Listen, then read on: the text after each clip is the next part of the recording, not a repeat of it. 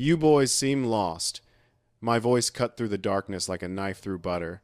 Three grown men froze mid-step, fertilizer bags clutched in their guilty hands, caught in the white-hot glare of my floodlights like deer on a highway at midnight. This here ain't HOA property. I continued, shotgun resting easy in the crook of my arm. This is my land, and you're about 2 seconds away from learning what trespassing looks like in Texas. One of them dropped his bag. It split open, white powder spilling across the dirt like chemical evidence. Another stammered something about community improvement project. The third just closed his eyes like he was praying for the ground to swallow him whole. Community improvement? I stepped off the porch, boots heavy on gravel. Son, you're standing 50 feet from my pond with enough fertilizer to poison every living thing in it. That ain't improvement. That's sabotage. Behind me, the ranch house glowed warm against the black Texas sky. Ahead of me, 3 HOA men realized they'd just walked into a trap built by a patient man who'd finally had enough. Sheriff's already on his way, I said quietly, so I suggest you boys set those bags down real gentle and start explaining why Victoria Hayes thought she could buy my silence by poisoning my water. That's when the first siren echoed across the plains. And that's when Victoria's empire started crumbling faster than dry dirt in a windstorm. You know, out here in Texas, justice comes in a different shape. We don't do committees, we don't file forms, and we sure as hell don't negotiate with folks who cross a man's fence after dark. We give one warning. Just one. So when I caught 3 HOA men sneaking toward my pond at midnight, fertilizer bags in hand, thinking they could poison my land and blame me for it, I didn't call a meeting. I turned on the floodlights, chambered a shell, and reminded them what justice looks like out here. That's how this story starts. Not with a welcome party, not with a clipboard, but with 3 grown men frozen like deer in headlights and me standing on my porch under a sky black enough to swallow your breath. The first light I saw wasn't the moon. It was the faint, shaky flicker of a flashlight weaving through the cedar brush south of the pond. Then another, then the slow shuffle of boots, stepping where no boot should have been. I eased out of my old rocking chair. The wood creaked, like it recognized trouble. My hand found the shotgun leaning against the porch rail more out of habit than fear. That gun's older than me, older than the HOA, older than the foolishness now crawling across my land. The night was silent except for the hum of crickets and the distant lowing of cattle, too tired to care what men do in the dark. But I cared.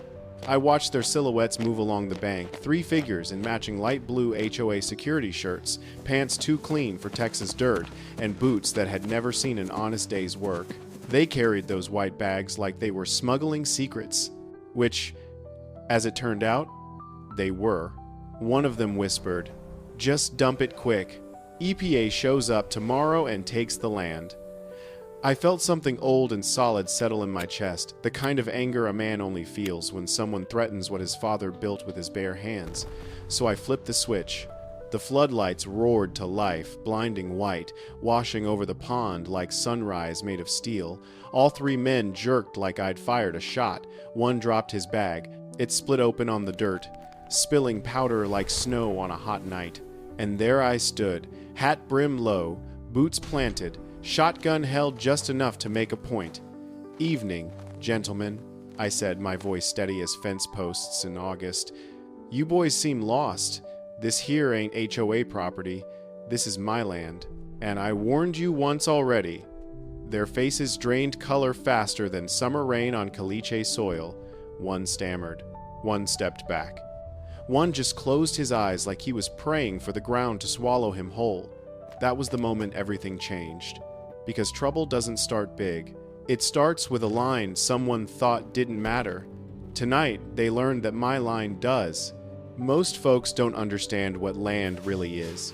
To some, it's an investment. To others, it's a plot on a map with numbers and zoning codes stamped on top. But to me and to the men who came before me, land is memory with a heartbeat. I grew up on this dirt. Not near it, not around it, on it. My earliest memory is walking behind my grandfather, my tiny boots sinking into the soft spring soil where he'd just plowed. He'd hand me a feed bucket twice the size of my head and tell me, "Walk steady, boy. The land don't like shaky hands. I was too young to understand the meaning, but old enough to feel the weight of those words settle somewhere deep behind my ribs. My grandfather was one of those men who didn't raise his voice unless the sky was falling. He built fences straight, dug wells deeper than most men had patience for, and believed a handshake was sharper than any lawyer's signature. If he said a thing was so, then by God it was so. He carved out this ranch in 1954, a year he used to call the year we got real lucky with the rain. I asked him once why he worked so hard when the world was getting softer every year. He looked at the horizon like he could see time itself walking toward him and said, "Because one day this will be yours, and a man deserves to inherit something solid." My father took that solid thing and turned it into a life. He wasn't tall, not particularly loud, but he had shoulders built from hauling hay, and a voice that could calm a spooked horse with 3 words. He taught me how to mend wire in winter winds, sharp enough to sting your bones, how to lift a calf stuck in mud without panicking, and how to read weather by watching which way the buzzard circled. But his real lessons weren't about cattle or tractors or feed ratios. They were about the land. "Respect your boundaries," he'd say, "yours and theirs." And then he'd tap the fence line with the same quiet reverence most folks only show inside a church. That wire ain't decoration. It's a promise. Cross it right, and you're a neighbor. Cross it wrong. He'd shrug, but the message was clear as a shotgun shell. When he passed, I stood right here on this porch, the same boards under my boots tonight, and I promised him I'd never let this place fall into the hands of people who saw land as decoration, who didn't know a cedar post from a pressure-treated plank, who thought a ranch was something you buy, not something you live. You'd think the world would respect that, but the world's changed. Not in the ways that matter. Storms still come. Drought still bites hard. Coyotes still test fences. But folks have changed. They want the aesthetic of country living without the responsibility. They want green lawns in July without understanding water bills. They want silence, but they don't want livestock. They want sunsets, but not the dust that comes with them. Sage Hollow Estates popped up like a rash on the south side 5 years ago, row after row of houses that look like they were copy-pasted. White trim, blue shutters, stone veneers that crumble after the first freeze. They built those homes right up against my property like they wanted my view without earning it. I didn't raise hell about it. Wasn't my style. As long as they kept their rules on their side of the line, I didn't care if they played HOA bingo or measured each other's lawn height with a ruler. But the thing about people who live behind gates is they start thinking the world belongs to them just because their mailboxes match. And the first day a clipboard walked onto my soil, not a person, not a neighbor, not a human being with respect, but a clipboard, I knew trouble was coming. I didn't know when or how or what shape it would take. But I knew Sage Hollow was going to test me. And tonight, when those floodlights lit up 3 men who thought fertilizer and darkness could scare me off the land I inherited, I realized the test had already begun long before that. It began the day they forgot what a fence means in Texas. It was a Sunday morning, one of those slow Texas mornings where the sky looks too big for the world beneath it, the kind where the coffee tastes better because you earn the sunrise by waking up before it. I'd just finished tightening a loose stretch of wire on the south fence, a fence my grandfather set by hand, a fence my father rebuilt board by board, a fence I'd tended like a living thing for the better part of 30 years. That fence is a timeline of 3 generations, and on that morning, I was the only one left to guard it. So when I stood up, dusted my gloves off, and noticed 2 shapes standing on the wrong side of it, my first thought wasn't anger, it was disappointment. Not because folks had wandered onto my land that happened from time to time, a lost hunter, a teenager taking a shortcut, maybe someone chasing a runaway dog. But these two didn't look lost. They looked official. A woman in a crisp tan blazer, shoes too clean for country dirt, clipboard tucked under her arm like it was a badge. And beside her, a tall, lean man with one of those polite plastic smiles that city folks use when they're about to ask you for something you don't want to give. I walked toward them, slow boots pressing into the dry earth, hat brim shading the sun from my eyes. Didn't say a word. Didn't need to. Not yet. The woman perked up like she'd been rehearsing her line all morning. "Good morning, Mr. Brennan," she chirped, voice bright enough to make a bird wince. "We're with the Sage Hollow Estates Welcome Committee." Welcome Committee. That was a new one. I didn't recall asking to join anything that required balloons and matching t-shirts. She stepped closer, a little too close, close enough that her polished leather heels were standing where only my cows and my boots had ever stood. "We're just stopping by to introduce ourselves," she continued. "We like to make sure all residents feel included." I raised an eyebrow. "Included in what, exactly?" The man jumped in before she could answer. "Well, your property borders our community, and we've been discussing some improvements, ways we can all keep the area cohesive and harmonious." Harmonious. That word always means the opposite of what it sounds like. She lifted her clipboard, flipping through a stack of papers like she was choosing her favorite insult.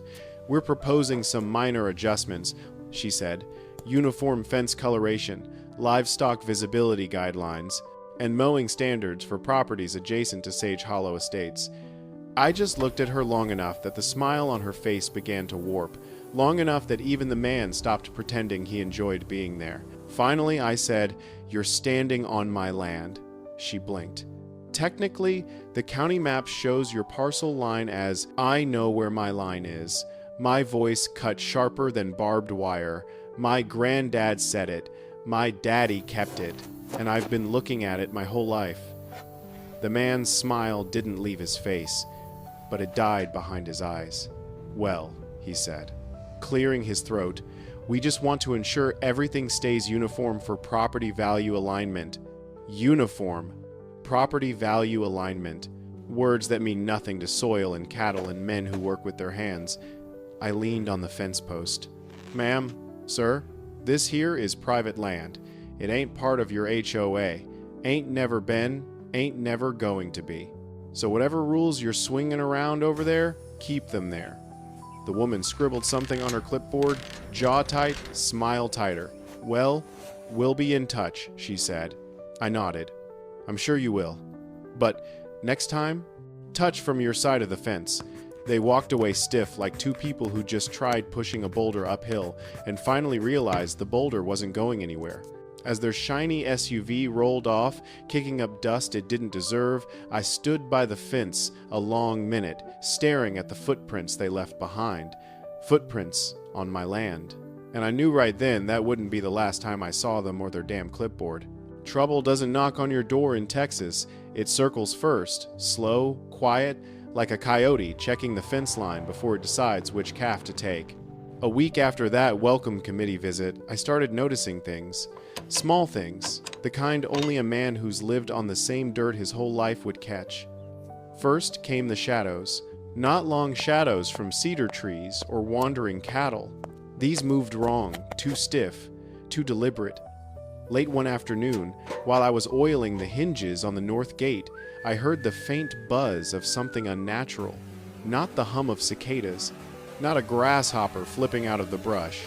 A higher pitch, mechanical, persistent.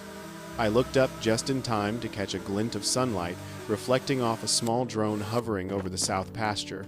Now, drones aren't new out here. Kids use them. Hunters sometimes use them, though they'll swear they don't. But this one, it wasn't drifting, it wasn't exploring, it was observing. It held position with a steadiness that said someone was steering it with purpose. And that purpose, sure as hell, wasn't sightseeing. I reached down, picked up a handful of gravel, and slung it with the same arm I used to pitch hay bales as a boy. The stones clattered against the drone's shell, made it wobble like a drunk kite in high wind, and it zipped back towards Sage Hollow the moment it regained balance. I stood there a while, watching the empty sky long after it had gone, because it wasn't the drone that bothered me. It was the intent. Drones don't fly themselves. People send them. And folks who send drones onto another man's land ain't just curious, they're hunting. 2 days later, their curiosity grew legs. I was checking water levels at the trough behind the barn when I caught movement near the fence. 3 figures standing on the county road, holding up their phones to record things that didn't need recording. They were HOA. 2 women with overly polite smiles, and a man with a measuring tool that looked more expensive than his pickup had any right to be. I watched from a distance. Didn't say a word. Didn't need to. They snapped photos of the barn, the old windmill, the west pasture, even my cattle. One woman whispered, "Non-standard structure, mismatched materials, poor aesthetic balance, poor aesthetic balance." If my father could have heard that, he would have laughed loud enough to shake the mesquite trees. But I didn't laugh. I just felt that same old weight settle back in my chest. After 10 minutes of their visual inspection, they headed back to their SUV, a spotless white one, with HOA decals bright enough to blind sunlight, and drove off without so much as a wave. 3 days later, different faces showed up. A man in a polo with the HOA logo stitched on the chest stood so close to the fence he might as well have been breathing my air. He took pictures of my barbed wire, shook his head like he'd just discovered a moral failing, and scribbled something on a notepad. The next day, 2 more people walked the boundary with a rolled-up map, checking angles, pointing, measuring, always smiling, always polite, always pretending they were doing something noble. You learn to recognize patterns when you've lived with cattle long enough. A stray sniffing around ain't a problem. But when the whole herd starts looking in the same direction, something's out there. HOA folks were looking too much, too often, too closely. They weren't curious anymore. They were searching. By the second week, their visits became routine. I'd be feeding hay and see a car stop at the ridge. I'd be patching wire and find footprints on the wrong side of the fence. I'd be sitting on the porch with a cold beer and hear that familiar drone buzz drifting in from the south lower each time. And every one of them, every smile, every clipboard, every photo was designed to test me, to push me, to see if I'd snap. Because once a man snaps, they can paint him however they want. Dangerous, unstable, unfit. That's how HOA games work. Not with shouting, but with paperwork sharpened into a weapon. I didn't bite. Not yet.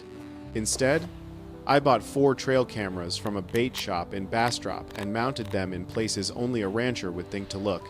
Inside, a birdhouse, under an old feed bucket, at the corner of a cedar post, and one tucked into the notch of a mesquite tree older than my father. If Sage Hollow wanted to watch me, fine, but now I was watching them back. There's an old saying my father used to tell me. A rattlesnake won't always bite first. Sometimes it'll wait and watch until your boot gets close enough. I didn't know it then, but Sage Hollow was a rattlesnake with a filing cabinet. The first letter arrived in my mailbox on a windy Thursday afternoon. Plain envelope, no stamp, no return address. Just my name, handwritten like someone wanted it to feel personal. Inside was a printed complaint, livestock odor health concern, filed under some OA subcommittee with a name fancy enough to hide behind. Now, if you've ever lived near cattle, you know they smell like what they are. Animals, earth, sweat, hay, and life. Not chemicals, not sewage, just the honest scent of 280 acres doing what God built it to do. I read the letter twice, then I laughed. Not because it was funny, but because it was predictable. See, once folks realize they can't bully you face to face, they try bullying you with official-looking paper. I tossed the complaint on the burn pile and went back to mending a loose gate hinge.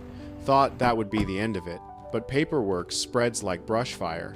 3 days later, a white pickup rolled up my gravel drive. Slow, deliberate, the way city trucks drive when they're afraid to get dirty.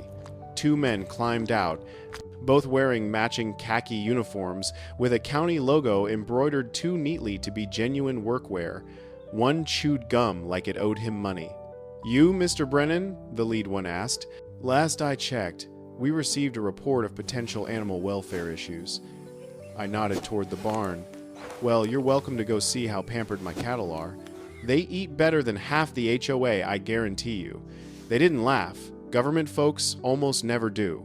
They poked through my stalls, shined flashlights into feed bins, held up their phones to record things that didn't need recording. One of them tried to open the tack room door. I stepped in front of him. "That room ain't part of your inspection," I said, calm but cold. He hesitated long enough to realize I wasn't bluffing, then backed off with a mutter about routine follow-up.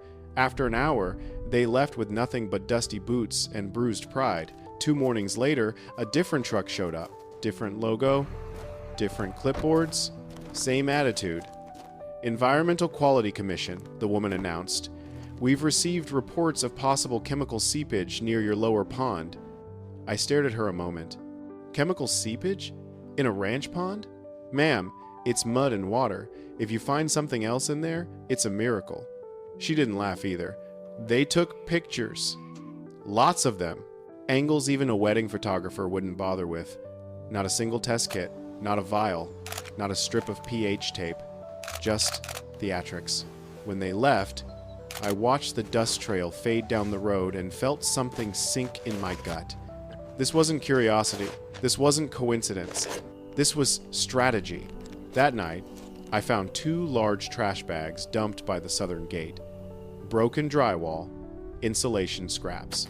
A chunk of rusted rebar. Construction waste. Someone had dumped it on my land. Next morning, a man from code enforcement showed up, clipboard in hand, asking about an unauthorized dump site. I said nothing, just pointed to the oak tree above the gate where one of my trail cameras blinked like the eye of a patient god. "I can pull the footage," I told him. "You'll see a white van at 3:42 a.m. Same van that didn't bother to hide its plates because criminals get lazy when they think they're doing the right thing." He didn't finish his sentence. Just closed his clipboard and practically jogged back to his truck. That's when it hit me. The pattern. Death by paperwork. Not bullets, not fists, not even voices raised. Just clean shirts, polite smiles, anonymous complaints, and men with badges that shine brighter than their work ethic. They weren't going to take my land by force. They were going to drown it in bureaucracy until I couldn't breathe. And I knew right then I'd have to be smarter than they thought I was. Because the next round wouldn't be paper. It'd be something meaner, something sharper, something done after dark. About a week after the county truck stopped showing up, the land went quiet in a way that didn't feel like peace. There's a kind of quiet ranchers know well, the kind you get before a storm touches the horizon, right when the wind holds its breath because it knows something ugly is coming.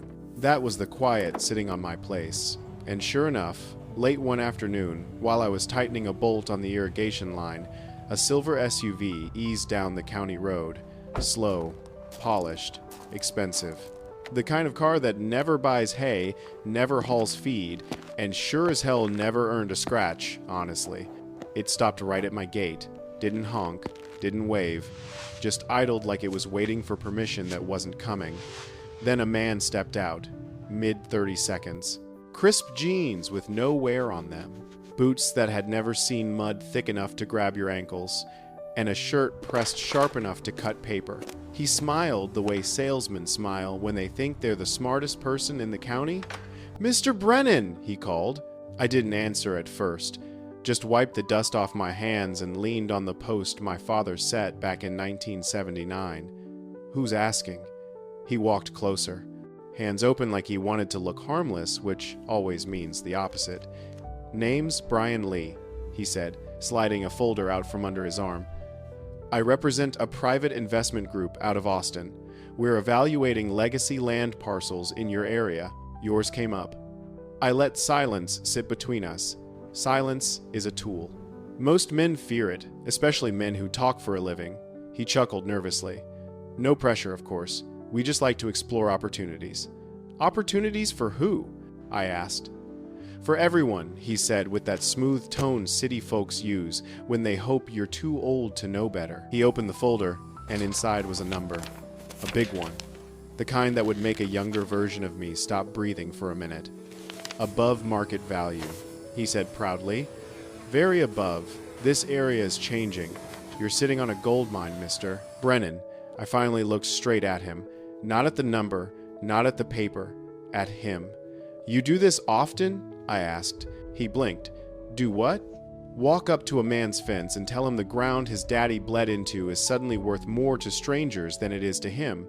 His smile faltered. Not much, but enough. Look, he said softly, I'm not with the HOA. In fact, I've had disagreements with them. They're not easy to work with. City folks playing cowboy, if you ask me. That line almost made me laugh. Not because it was funny, but because it was practiced. The man had rehearsed humility, like it was part of his portfolio. I stepped closer to the fence. You want to know something, Brian? He nodded. You're standing too close. Drive that way, I pointed down the gravel road, till you stop seeing barbed wire. Then keep going. He didn't like that. Smiled again, tight, irritated. The smile of a man who wasn't used to being told no. Well, he said, closing the folder, I hope you'll keep the offer in mind. Everything has a price. Not this, I said. Not ever. He turned, walked back to his shiny SUV, and drove off without another word. But that wasn't the part that bothered me. What bothered me was how fast he left. Men like that don't retreat unless they already got what they came for. That night, I checked the trail cameras. And sure enough, 3 nights earlier, the same silver SUV had been parked a mile down the road under the old live oak. And there he was on camera, Brian Lee, shaking hands with a woman holding a clipboard. The same woman from Sage Hollow. She handed him a manila folder. He handed her a check. So much for not with the HOA. I sat back in my chair as the kitchen glowed blue from the laptop screen. The air felt heavy, like the moment before lightning strikes. They weren't just harassing me anymore. They were organizing. They were planning. And that fancy number in Brian's folder wasn't an offer. It was bait. A polite way of saying, sell now, or we'll find a way to make you wish you had. There's a moment every rancher knows. A moment when the wind shifts, the cattle stop grazing, and the silence grows teeth. It's the moment trouble quits sneaking and starts showing its boots. For me, that moment came 3 nights after I caught Brian Lee on my trail cameras. I woke up to a metallic clank, echoing through the dark like a warning shot. Not loud, just wrong. When you've lived on the same dirt for decades, you learn to recognize every sound. Wind against tin, coyotes yipping, cattle pushing against the feed gates. But this sound didn't belong. I grabbed my flashlight, shouldered Eleanor my granddad's shotgun, and headed toward the east fence. The air was thick, still as a held breath. My boots crunched along the gravel path, and halfway there, I saw it. My gate wasn't just open. It was dangling, hanging, crooked, like a tooth knocked loose. The chain had been sliced clean, not worn, not stressed, cut. One clean swipe from a bolt cutter. My stomach dropped. Because that gate wasn't just metal, it was responsibility. And responsibility had walked out.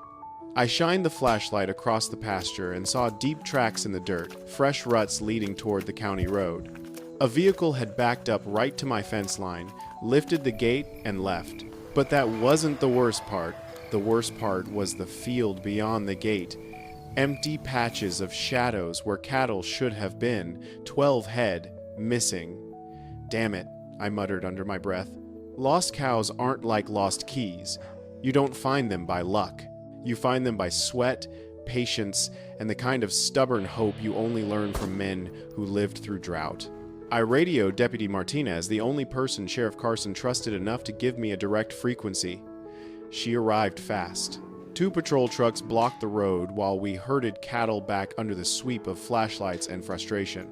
It took 4 hours, 3 buckets of range cubes, and more curses than I'd used in a decade. By sunrise, I wasn't tired.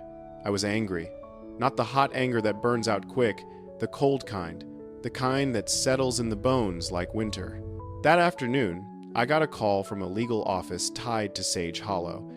A woman's voice, smooth, smug, the kind that had spent more time in boardrooms than around dirt. Mr. Brennan, we've received several reports of loose livestock from your property posing potential community hazards. I didn't let her finish. I hung up, because there wasn't anything left to say. The next blow landed 2 days later. I woke up to a hiss, soft, steady, like a rattler warming up under a porch. Turned out it wasn't a snake. It was 2 slashed rear tires on my tractor. Deep cuts. Clean, the kind a knife makes when the person holding it is confident. Inside the shed, I found my irrigation control tablet screen shattered, casing cracked. Someone had taken a hammer to it. That was close. Too close. They'd walked onto my land, past the barn, past the shed, right up to the tools I used every day. Close enough to smell the oil on the workbench. Close enough to be bold or stupid, or both. I just stood there a moment, listening to the morning. Not a bird sound, not a breeze, just stillness. A stillness that felt heavy, like the world was bracing for something. I reached for Eleanor, slid my hand along the worn wood, a grip my grandfather had shaped through decades of honest work, and felt something settle inside me. Not rage, not fear, resolution. The kind a man feels when he realizes the people trying to take what's his aren't going to stop just because it's wrong. They'll stop only when they're made to. That evening, as the sun dipped behind the cedar grove, I locked every gate with new chain, installed motion floodlights bright enough to wake a dead man, and checked every camera twice. And as the first night wind swept across the pasture, I understood something with absolute clarity. This wasn't harassment anymore. This wasn't misunderstanding. This was intent. Organized, coordinated, directed. A slow squeeze meant to push me off land my family carved out with sweat and stubbornness. They wanted to make me break. They wanted the headline, "Local rancher loses temper, dangerous landowner escalates dispute." But they forgot something. I don't break, I prepare. And they just pushed a patient man all the way to ready. There comes a point in a fight where shouting don't matter, threats don't matter, and being right sure as hell don't matter. What matters is patience. And patience has won more battles in Texas than bullets ever have. So instead of pushing back loud, I decided to let Sage Hollow trip over their own polished shoes. But first, I had to build something worth tripping over. That Sunday morning, under a sun bright enough to peel paint, I walked out to the south pasture, carrying a shovel, 2 wooden stakes, a rusty metal warning sign I bought at a surplus store, and a plan my granddad would have called mean in a polite way. I marked out 2 rectangles in the dry soil, 2 meters long, half a meter deep. Then I started digging. The shovel bit into the earth with that satisfying thunk only old Texas dirt can make. Sweat rolled down my back, mixed with dust, and settled into the creases of a man who'd spent more decades outdoors than indoors. When both trenches were clean-cut and empty, I did something most folks wouldn't think to do. I filled them back in. Not tight, not packed. Just loosely tossing the dirt back so it sat soft, uneven, freshly disturbed, like someone had buried something they didn't want the world to see. See, there's nothing more suspicious than fresh dirt. Dogs sniff it. Coyotes dig it. And HOA members? Well, their minds go places their boots never should. Loosely filled earth tells a story. Something valuable is under here, or something illegal is under here. Either way, a sign of recent burial is irresistible to people addicted to control. When I finished shaping the mounds, I planted the rusty sign between them. Hazardous waste. Do not dig. The red paint was faded by time. The corners bent. The letters chipped. But it looked official enough that anyone from Sage Hollow would assume the worst. Then I walked away. Didn't hide a thing. Didn't sneak. Just let that sign sit there like bait in tall grass. Because the truth is simple. You don't need to set a trap when other people are already desperate to catch you. By mid-afternoon, a pristine white HOA SUV rolled up the ridge road, blue letters on the hood, roof lights flashing like they thought they were law. 2 HOA security officers stepped out. Both older, heavy-set men, shirts tucked too neatly into navy pants, belts carrying more pens than authority. One held a clipboard like he slept with it. The other scanned my land like he owned shares in it.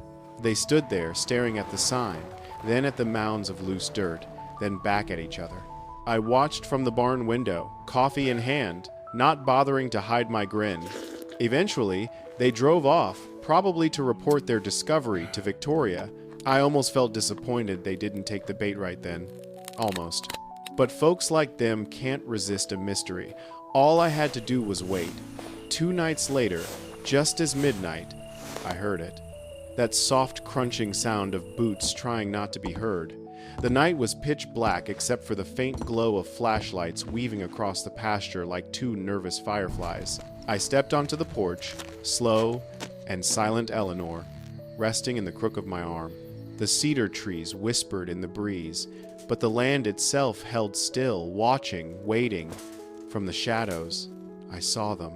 The same 2 HOA officers from earlier, but this time, they weren't wearing uniforms of authority. They were wearing expressions of guilt. They climbed over my fence, awkward, clumsy, dirt grabbing at their polished boots like it knew they didn't belong. They knelt by the sign, touched the loose soil, exchanged whispers soaked in suspicion. One said, "If he's hiding something, we need proof." The other nodded. Victoria said, "Document everything." Then, like kids trying to open Christmas presents before sunrise, they pulled out small garden shovels and started digging. Not carefully, not slowly. They dug fast, like men with a secret deadline. Dirt flew, boots slipped, breathing quickened. Every shovelful was proof. Trespassing, disturbing soil, property damage, unauthorized labor. And they didn't even know it. They thought they were building a case against me. But really, they were building the case for me. I let them dig until each trench was nearly empty. Again, their arms sore, faces flushed with sweat and fear. Then I flipped the switch. Floodlights blasted the pasture, turning night into blinding day. The men froze mid-dig, one tumbling backward into a trench, the other shielding his eyes, shovel dropped like a guilty conscience. I walked toward them, cowboy hat low, boots heavy, shotgun held calm, but clear in my hands. "Evening, boys," I said, my voice steady enough to make them shake. They said nothing. Couldn't. I raised the camera in my other hand. The little red light blinked like judgment itself. "Looks like y'all been busy," I said, "digging holes on private land, after midnight, while trespassing." The one still half inside the trench let out a sound, somewhere between a gasp and a prayer. I stepped closer, not threatening, just present. "This here," I said, tapping the camera, "is your final warning." Then I paused. Let the silence wrap around them like barbed wire. "Next time you come onto my land, you won't be digging holes." I leaned in just enough. "You'll be standing in one." That did it. They scrambled, clawing out of the trenches, tripping over their own boots, falling over each other as they bolted for the fence. By the time they reached their SUV, they'd left more dignity in those trenches than dirt. I turned off the floodlights, looked at the half-dug holes, and smiled. Not because I'd caught them, but because I knew. Sage Hollow hadn't realized yet that the war had already turned, and they were the ones burying themselves. The funny thing about fights like this is they never break where you expect them to. A strong fence doesn't fail at the post. It fails at the knot you didn't notice was fraying. Turns out, Sage Hollow had a frayed knot, and his name was Marcus Cole. I didn't know it yet, but the HOA had a weak link, a man pushed 1 inch past his patience by the same woman who'd been trying to push me past mine. It was 2 days after the 2 holes incident. I was sitting on the porch, coffee in hand, watching the light roll across the pasture the way it used to when times were simpler. Then my phone buzzed. Unknown number. Local area code. I almost ignored it, but something, call it instinct, call it the land whispering, told me to pick up. "Mr. Brennan?" a shaky voice asked. "Yeah, this is. You don't know me. I'm Marcus Cole. I live in Sage Hollow." Silence hung like dust on still air. Then he said softly, "I need to talk to you. Off record. Away from them." My grip tightened around the mug. "Who's them?" "The HOA," he whispered. "And Victoria. Especially Victoria. I felt my chest harden like old oak. "All right," I said. "You got 2 minutes. Talk." The story poured out of him like water breaking through a cracked dam. He joined the HOA board 3 months earlier, not out of ambition, but because he'd made the mistake of volunteering for what he thought was community service. Turned out, all he'd signed up for was being bossed around by Victoria Hayes and fined whenever he blinked wrong. Last week, she hit me with a $500 violation because my lawn was 2 inches higher than community standard, he said. I measured it afterward. It was half an inch off. And when I complained, she doubled the fee. Said she'd bankrupt me if I ever questioned her authority again. His voice cracked. That's when I realized she's doing the same thing to you, just worse. There was a long pause. I didn't interrupt, didn't reassure, didn't coddle. Men like him don't need comforting. They need truth. Finally, he inhaled sharply. "Mr. Brennan, I have something you need to hear." There was a rustle on the line like someone fumbling with a device. Then a click. An audio recording started playing. Grainy, low, but clear enough to freeze every muscle in my body. Victoria's voice, sharp, precise, confident in her cruelty. "If he won't sell, we'll make him leave. I don't care how. Dump trash, call inspectors, get our guys to patrol at night. We'll build a case. EPA loves hazmat calls. Just a little fertilizer strategically placed, and the county will shut his ranch down overnight." My blood went still cold. Quiet. Not the quiet of fear, the quiet before a storm chooses where to strike. The recording continued. "Once he's gone, the land becomes vulnerable. We annex, rezone, develop. He can fight the county if he wants. He'll lose." Then Marcus spoke again, whispering, "I couldn't let that happen. Not anymore. Not after what she threatened to do to you and to me." I swallowed slow and steady. "You risked a lot calling me," I said. "Why?" He took a breath that sounded like a man finally choosing courage over comfort. "Because the HOA forgot something. This is Texas, and out here, people still know right from wrong." Another pause. "I'm sending the file to you now. Use it. Burn them with it. Just don't tell Victoria it came from me." "I won't," I said. He exhaled a long, shaky, relieved breath, then hung up. I sat there on the porch for a long time, listening to the wind run through the cedar trees, watching the last sunlight fade like someone slowly blowing out a candle. The land hadn't changed, but everything else had, because now I had truth. Hard, undeniable truth, wrapped in the voice of the person who'd been poisoning this place from the start. And one thing my father taught me, a lesson carved deeper than any fence post. A liar with power is dangerous, but a liar caught on tape is finished. I took a slow sip of coffee, felt the heat spread through my chest, and whispered, "All right, Victoria, your move." When Marcus's recording stopped, the silence around me felt different. Not empty, not peaceful, but aware. Like the land itself had leaned in to hear what came next. I set my coffee down, stood up slow, and let my boots find their place on the old porch planks. Night was creeping in over the cedar line, that deep Texas blue settling into everything it touched. And for the first time since this whole mess started, I wasn't angry. I was ready. My father used to say, "Don't swing first, but when it's time, swing true." Victoria wanted a war of paperwork? Fine. I'd give her something she'd never expected, a man who understood that evidence hits harder than a shotgun. That's when the phrase formed in my head. Simple, sharp, unshakable. Law before lead. Because if I played this right, I wouldn't need to fire a single shell. I walked into the house, pulled the binder I'd started days earlier, and laid it flat on the kitchen table. Empty pages waiting for names, times, dates, faces, footprints, drones, threats, sabotage, and now a recording. The missing cornerstone. I printed Marcus's audio transcript, slid it into a plastic sleeve, and wrote across the top in bold marker, "Party a confession." Then I turned on every device I owned. trail cam monitors, floodlight controls, wireless mic receivers, the motion sensors by the barn, the 2 new cameras I'd bought but never mounted. Tonight, that was going to change. By 9, the moon was high and the crickets loud. I walked the perimeter fence with a toolbox in one hand and a flashlight in the other. Old ranchers don't walk fast at night. We walk deliberate, like every step is a promise.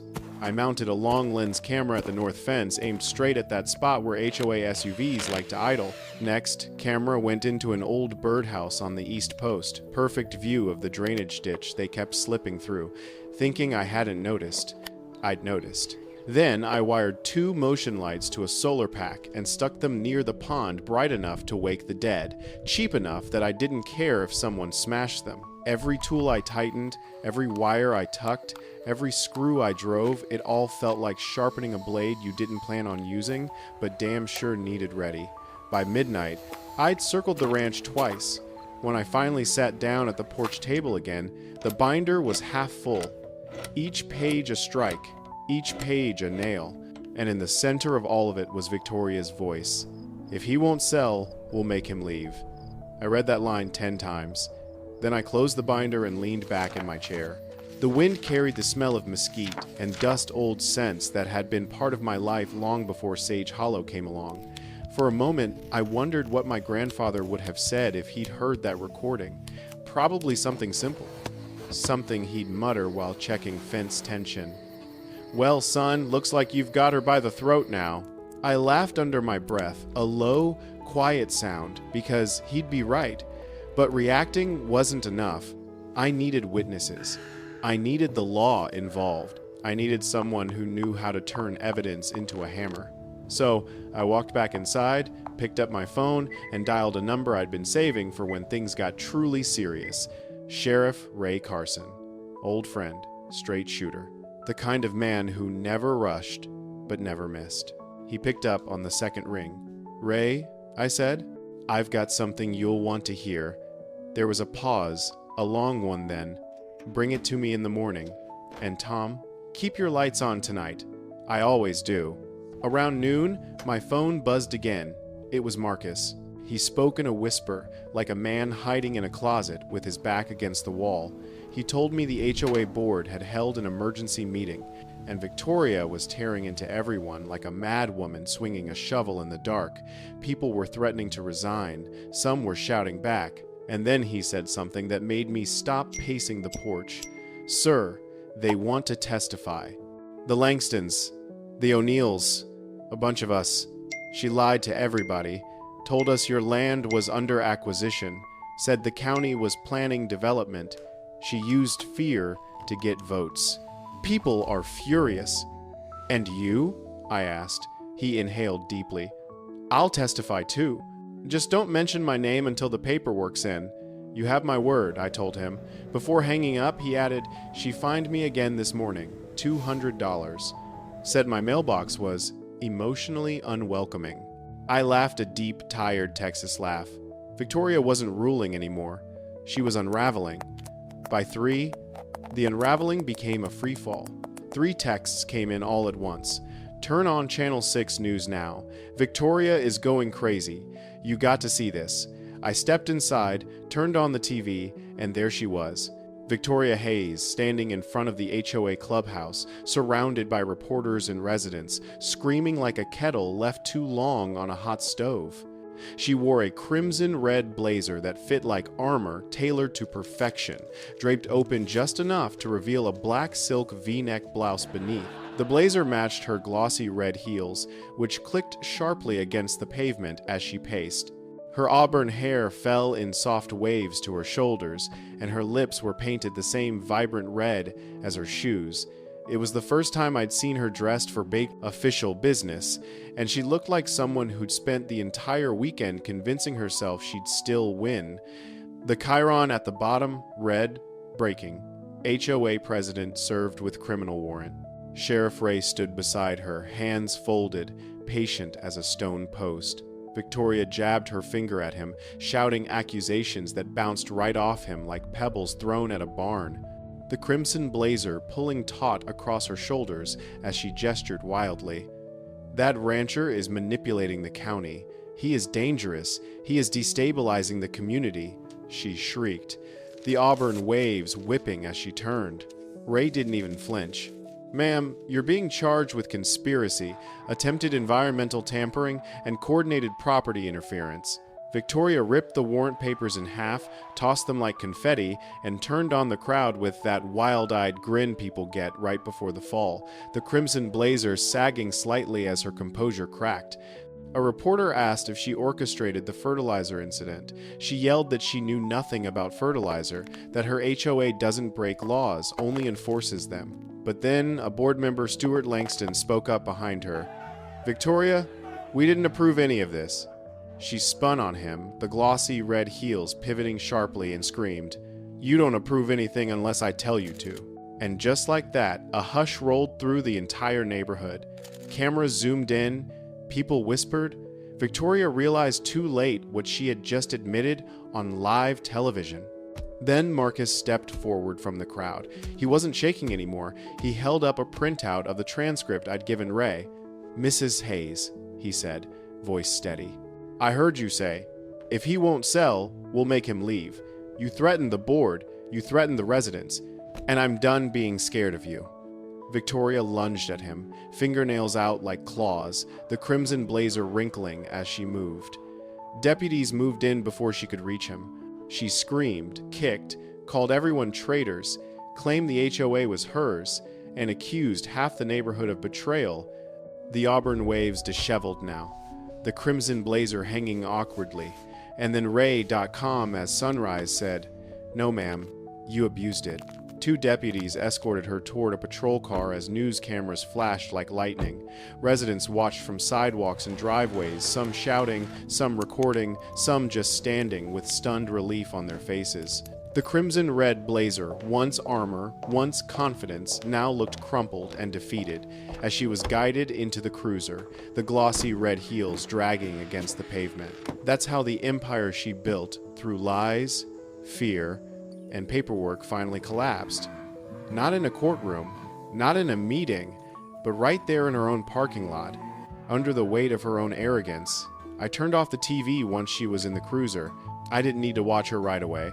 That wasn't my victory to save her. My victory was waiting outside on the porch where the evening light hit my land the way it used to before all this nonsense began. Quiet, steady, honest. I stepped out, leaned on the railing, and breathed the kind of breath a man only gets to take after a long fight finally breaks in his favor. No drones, no fake inspectors, no HOA SUVs idling at the fence line, just cedar, cattle, and a sky turning gold behind the ridge. My phone buzzed once more. It's done, Tom. More charges coming. HOA is collapsing. I put my phone away and watched the shadows stretch across the pasture. The land had survived. The truth had won. And the fence line, my line, stood exactly where it always had. Some folks talk about justice like it's a thing you find in a courtroom. But out here, justice is simpler. It's when a man finally gets his land back. And when the people who tried to take it learn the hard way that Texas doesn't bow not to bullies, not to fake authority, and sure as hell not to an HOA.